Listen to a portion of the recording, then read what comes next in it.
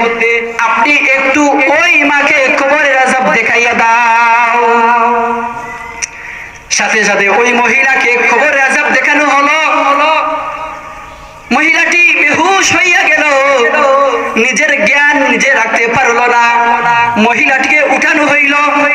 উঠানো হওয়ার সাথে সাথে মহিলাকে আল্লাহর রাসূল সাল্লাল্লাহু আলাইহি সাল্লাম বলেন, তুমি কিভাবে কিসের জন্য তুমি বেহুশ হইয়া গেলা?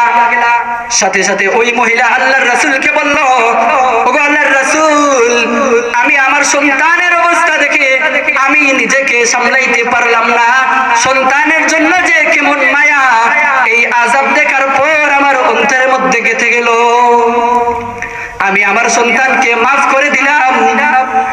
এইভাবে মা যখন আল্লাহর রাসূলকে বলতে লাগলো, তখন আল্লাহর রাসূলকে বলল, ওগো আল্লাহর রাসূল, এই সন্তানকে কি আল্লাহ আমার বাড়ি ঘরের মধ্যে সন্তানটাকে জায়গা দিলাম, আর ওই সন্তান যখন বিয়ে করলো, বিয়ে করার সাথে সাথে হঠাৎ একদিন ওই সন্তানের স্ত্রী মনে মনে কি জানি সন্তানের কানে কানে বলল। আর এই কথা শুনে আমি মাকে সন্তান কি করলো জানেননি?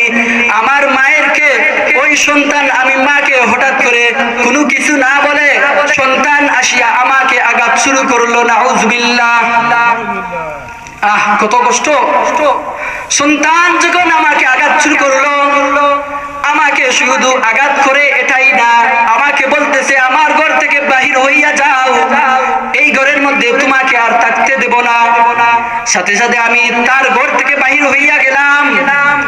আর বাহির হওয়ার পর গ্রামের মানুষেরা আমাকে তাদের বাড়িতে জায়গা দিল। আর আমি ওই সন্তানের জন্য বদদুআ শুরু করলাম। সাথে সাথে কিছুদিনের মধ্যে ওই সন্তান ইন্তেকাল করলো। এবার বলেন, আমাদের সমাজের মধ্যে সন্তানেরা, যুবকেরা যখন বিয়া শাদী করে মা বাবাকে কি বলে? বাবাকে বলে বুইড়া বেডা, আর মাকে বলে বুইড়া বেডি। কথা ঠিক কিনা? শ্বশুর শাশুড়িকে কত সুন্দর করে ডাক দে, আব্বা আম্মু বলে এইভাবে ডাক দে। শ্বশুর শাশুড়ির জন্য বাজার থেকে মিষ্টি কিনে নে, কিন্তু ওই তার যেই সন্তানকে জন্মদাতা মা বাবার জন্য এক গ্লাস পানি পর্যন্ত 1 মাস 2 বছর 3 বছর ধরে যায়, কিন্তু এক গ্লাস পানি খাওয়ানোর ক্ষমতা হয় নাই। রুখসা